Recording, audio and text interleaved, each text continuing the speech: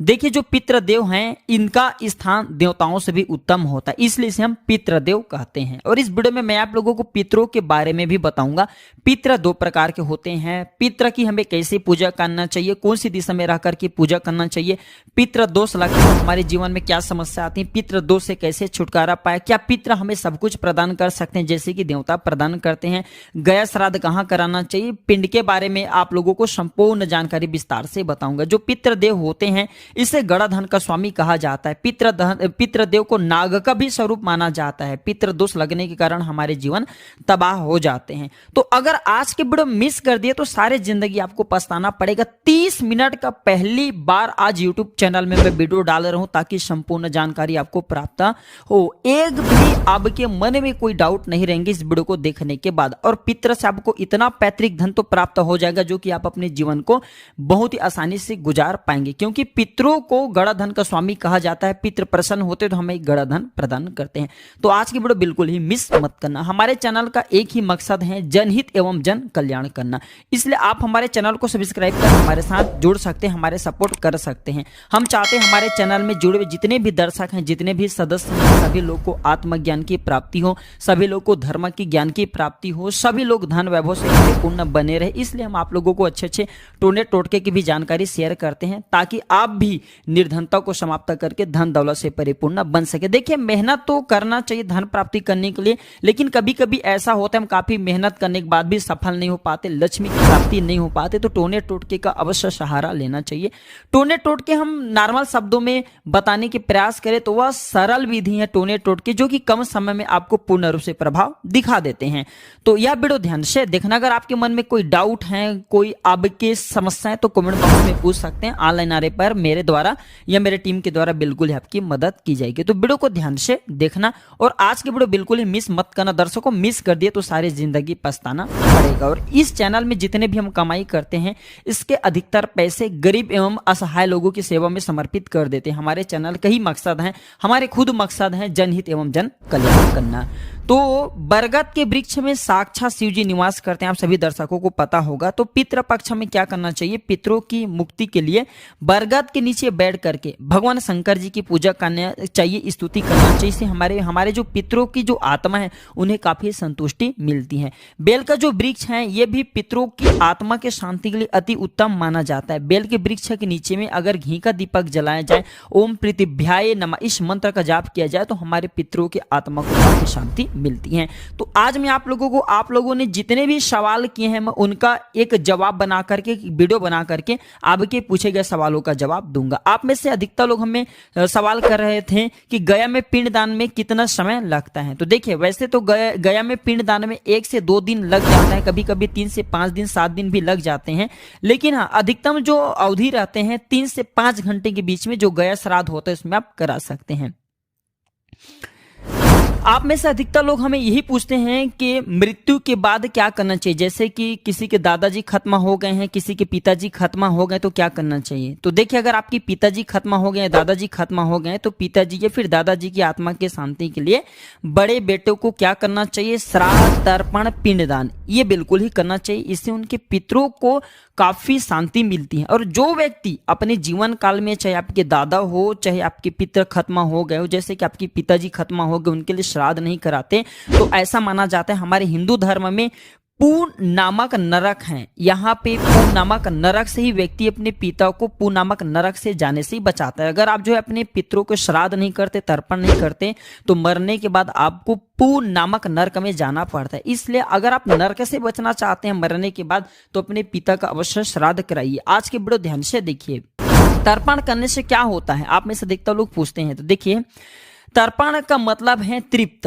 ऐसा माना जाता है पितृलोक में 15 दिनों के लिए पानी खत्म हो जाता है। इसलिए अपनी भूख प्यास शांत करने के लिए जितने भी हमारे पूर्वज हैं, परिजन हैं, जितने भी हमारे मरे हुए जो रिलेटिव रहते हैं, मृत आत्मा होते हैं, ये धरती लोक पर आ जाते हैं और उनकी यह क्षुधा यही धरती लोक पर अगर आप तर्पण करते हैं तो इनके माध्यम से उन्हें प्राप्त होता है और उन्हें जो है काफी आत्मा संतुष्टि मिलती है।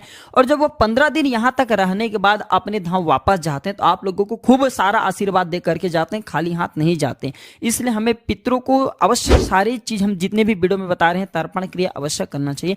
पितृ पक्ष में किसी की मृत्यु हो जाए तो क्या होता है, आप में से अधिकतर लोग पूछ रहे थे, उस दिन भी मैं वीडियो में बताया था। तो देखिए, अगर पहली पीढ़ी स्वर्ग में चली जाती है तो मोक्ष में सीधे प्रवेश करते हुए, अगर कोई भी व्यक्ति मर जाते हैं पितृ पक्ष में, तो सीधा मोक्ष में प्रवेश करते हुए भगवान के साथ मिल जाते हैं, भगवान के खुले द्वार पे जाते हैं।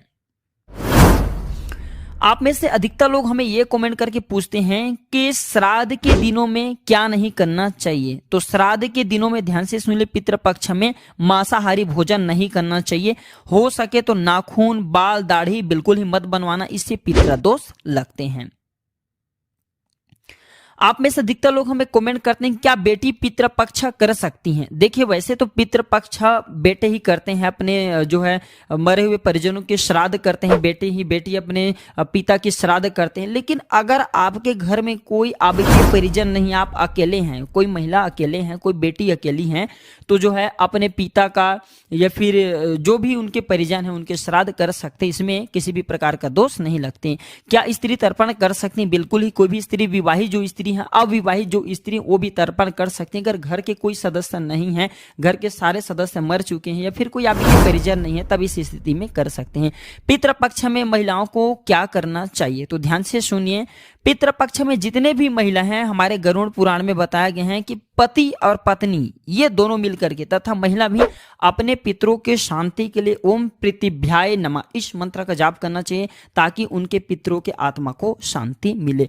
रूठे हुए पितरों को कैसे मनाएं, तो प्रतिदिन हो सके, अगर आपके पितर आपसे रूठ गए हैं तो प्रतिदिन केवल आप जो है हनुमान जी महाराज की हनुमान चालीसा पढ़ना शुरू कर दीजिए। इससे पितरों की आत्मा को शांति मिलते हैं, क्योंकि हनुमान जी महाराज की कृपा से ही ऐसा माना जाता है हमारे पितरों को पितृलोक की प्राप्ति होता है। और हनुमान जी महाराज, ऐसा माना जाता है, स्वधा देवी के माध्यम से हनुमान जी महाराज ही स्वयं, हनुमान जी महाराज ने ये विधान बनाया था कि स्वधा देवी के माध्यम से पितरों को जो भी तर्पण किया जाता है वह प्राप्त हो। क्योंकि हनुमान चालीसा पढ़ते हैं, हनुमान चालीसा कोई साधारण चालीसा नहीं, इसके पढ़ने से हमारे बुरे कर्म की भी जो समाप्ति होते हैं, हमारे पूर्व समय में कितने भी हम बुरे कर्म कर बैठे होते हैं वो दूर होते हैं। और ऐसा माना जाता है हनुमान चालीसा पढ़ने से हमारे जो है पितृदोष भी दूर होते हैं, और हनुमान चालीसा पढ़ने से हमारे पितरों की आत्मा को भी शांति मिलती है। इसे साधारण मत समझना, इसके बारे में मैं अच्छे वीडियो बना करके बता दूंगा। और श्राद्ध पक्ष में हो सके पितृपक्ष में तो ज्यादा से ज्यादा आप दान देने की कोशिश करना, जैसे कि गरीब है, अपंग है, विधवा, ये जो महिला है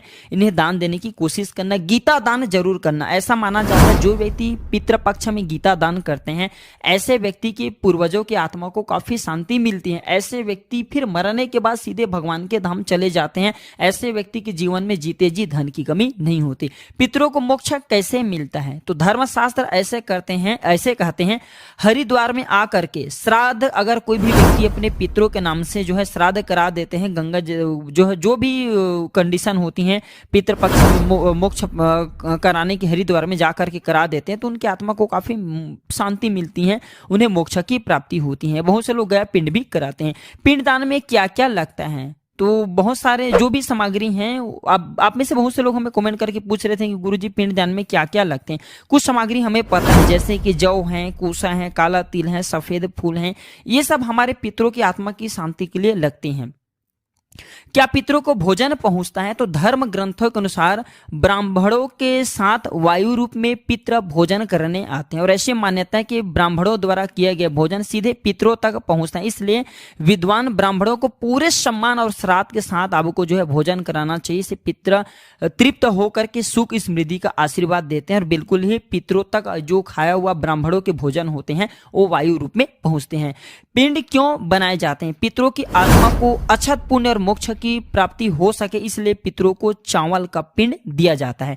चावल की तासीर ठंडी मानी जाती है और चावल को शीतलता देने वाला भोजन माना जाता है। पितरों को शांति मिले लंबे समय तक, इसलिए वह जो है इस प्रकार से हमें जो है पिंड बनाना चाहिए, पिंडों का दान करना चाहिए।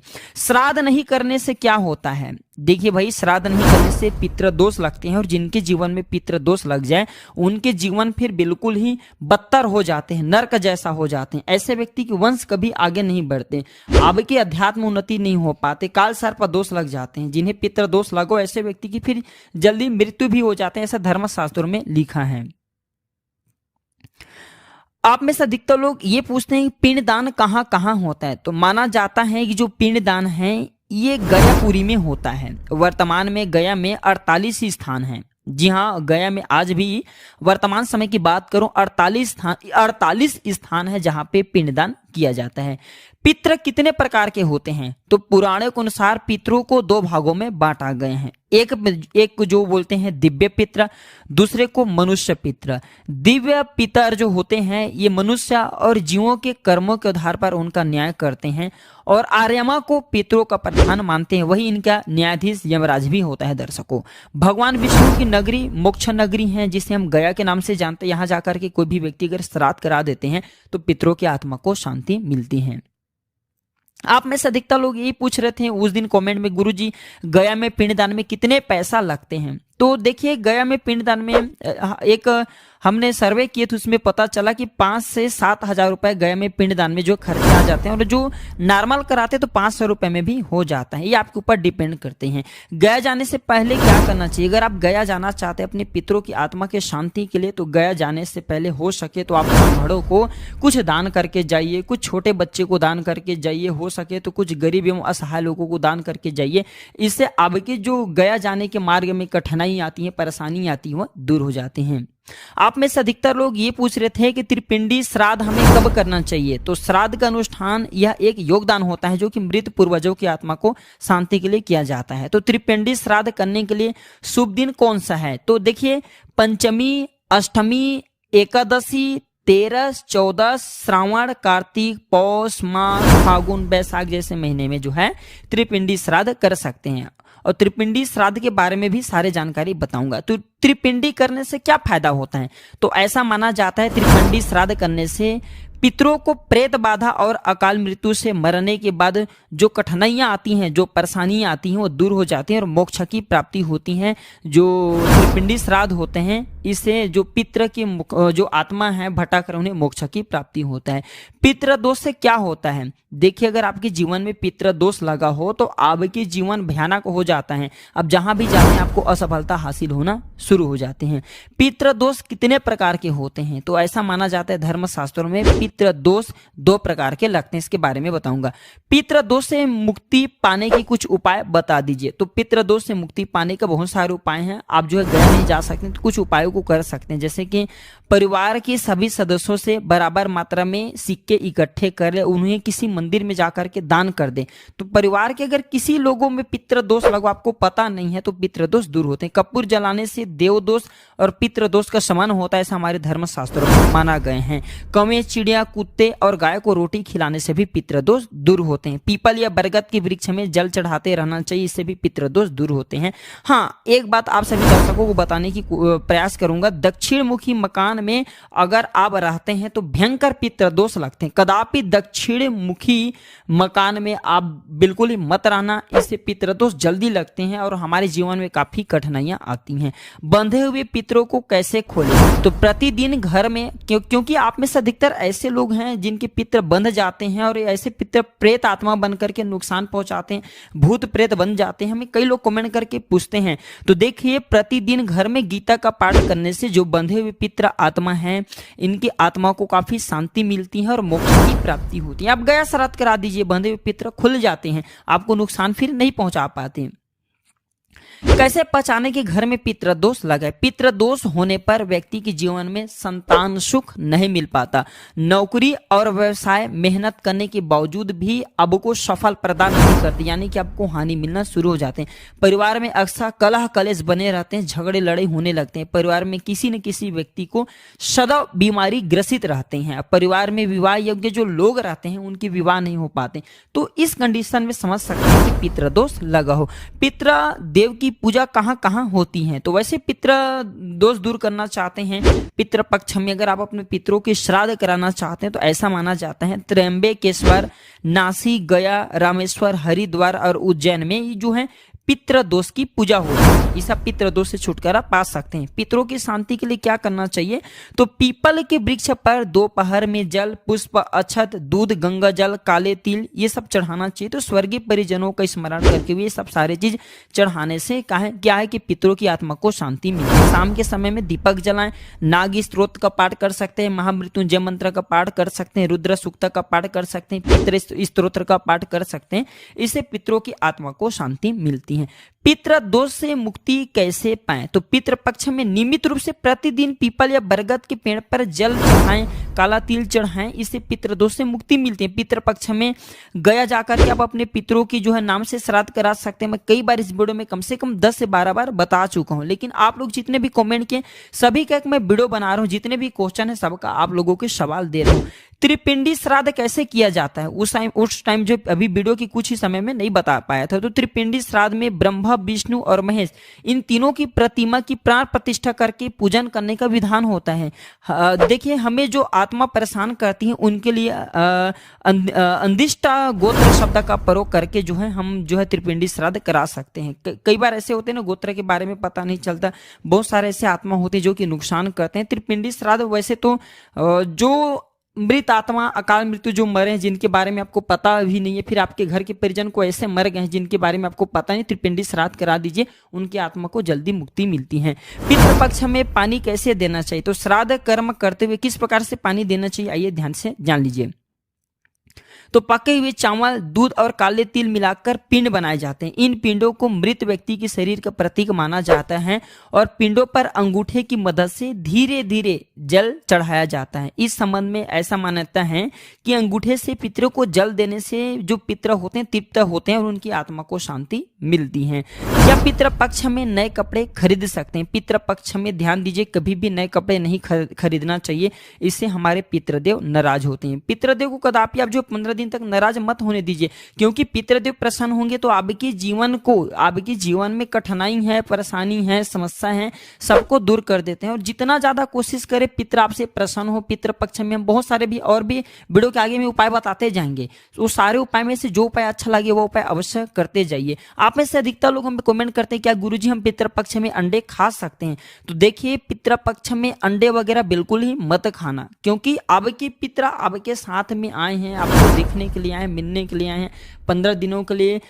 हम पहले भी कई वीडियो में बता चुके हैं, एक वीडियो में भी बोले थे कि पितृदेव 15 दिनों तक केवल यहाँ पे अपने तर्पण श्राद्ध कराने के लिए नहीं आते, वो अपने पूरे परिवार को खुशहाल देखने के लिए आते हैं। अगर आप दुखी हैं तो आपके दुखी जीवन को सुखी में बदल सकते हैं, इसलिए पितृ को प्रसन्न करें। पितृ प्रसन्न होते हैं तो हमें पैतृक धन देते हैं, पितृ हमें प्रसन्न होते हैं तो जाने से पहले हमारे जीवन के कष्ट को दूर करके जाते हैं। पितृ का जो स्थान है देवताओं से उत्तम होता है, इसलिए हो सके तो पितरों को जितना ज्यादा हो सके प्रसन्न करने की कोशिश करें और पितरों की आत्मा के लिए पितृ प्रसन्न रहे। इसलिए जो कौवे हैं, चींटी हैं, इनको शक्कर खिलाइए, आपसे जैसा बन सके गरीबों को दान करें, इससे पितृदेव प्रसन्न होते हैं और आपके जीवन की चाहे कितना भी बड़ा कठिनाई उसे तत्काल समाप्त करने में समर्थवान है, क्योंकि पितरों का स्थान देवताओं से भी उत्तम है। पितृ पक्ष में कौन सा पक्षी हमारे पितरों के रूप में आते हैं, तो हमारे धर्मशास्त्र ऐसे कहते हैं कि जो कौवा है ये पितरों के रूप में ये हमारे घरों में आते हैं, हमारे घर में आकर के हमारे देखरेख करते हैं। यानी कि कहने का मतलब है कि हम क्या करें क्या नहीं करें,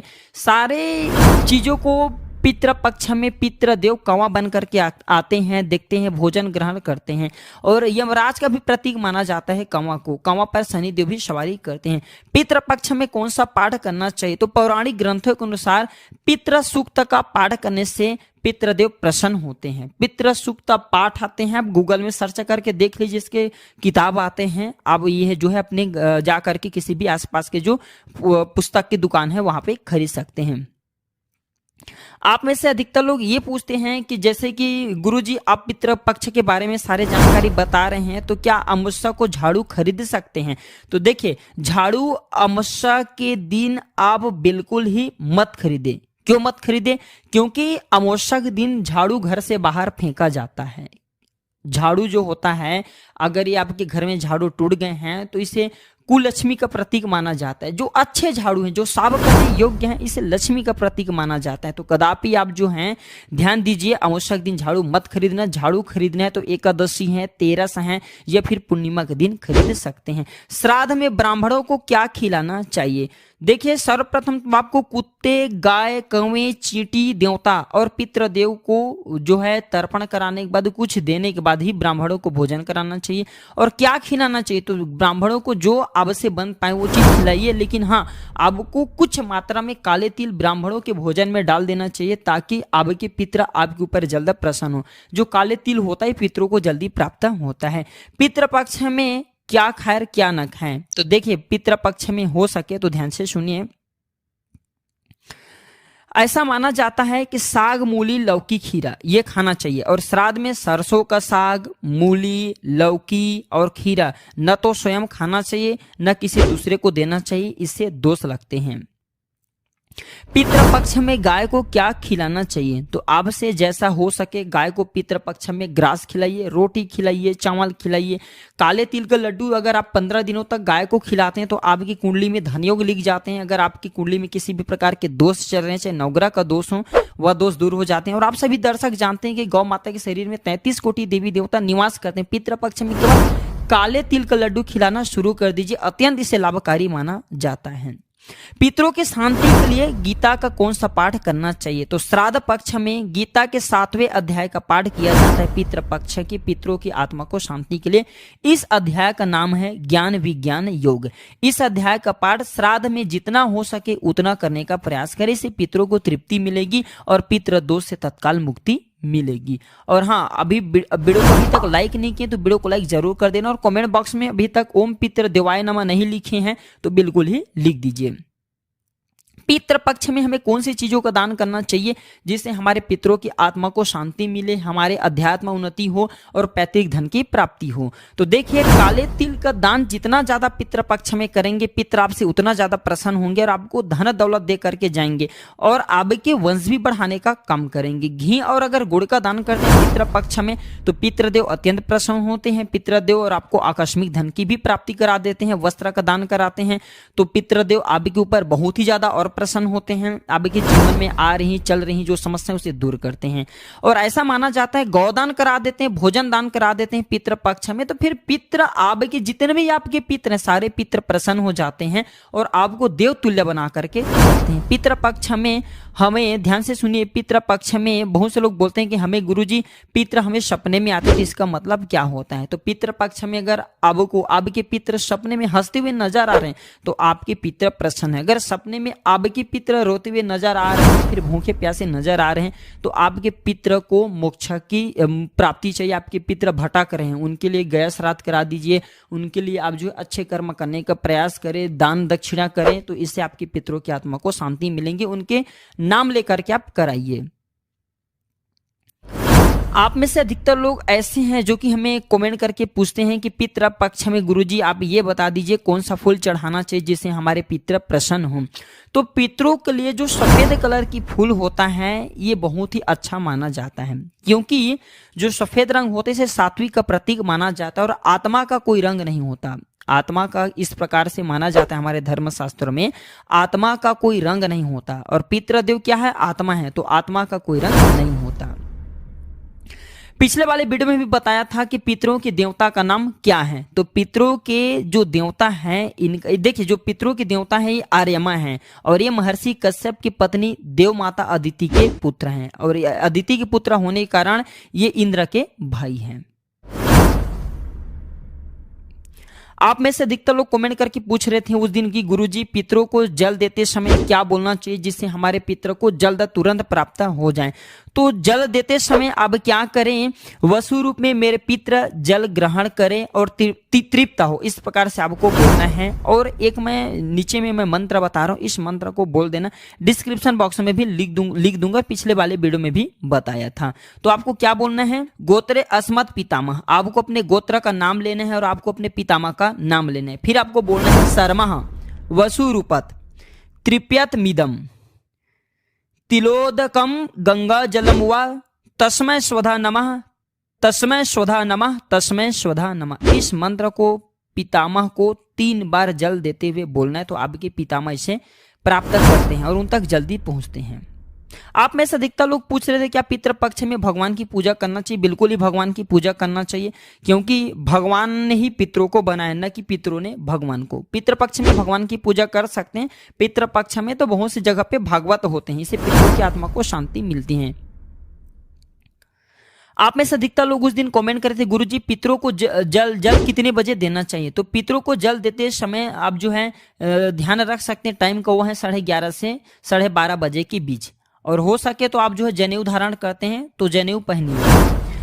आप में से अधिकतर लोग ये भी कुछ पूछ रहे थे कमेंट करके कि गुरुजी आप हमें बता दीजिए कि पितृपक्ष में जो है मृत्यु हो जाए तो क्या होता है। पितृपक्ष में मृत्यु हो जाए तो व्यक्ति सीधे पितृलोक में जाते हैं, देवलोक में जाते हैं, सभी स्थान खाली होते हैं। घर में पितरों का स्थान कहाँ होना चाहिए?